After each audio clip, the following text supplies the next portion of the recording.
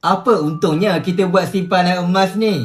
Keuntungan simpanan emas yang paling penting adalah kita boleh membina dan mendidik tabiat kewangan diri supaya lebih berdisiplin menguruskan pendapatan bulanan kita.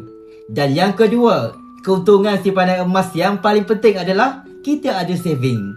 Kita ada saving yang kita boleh gunakan apabila kita terdesak. Kita tak perlu menyusahkan orang lain. Kenaikan harga emas, itu adalah bonus.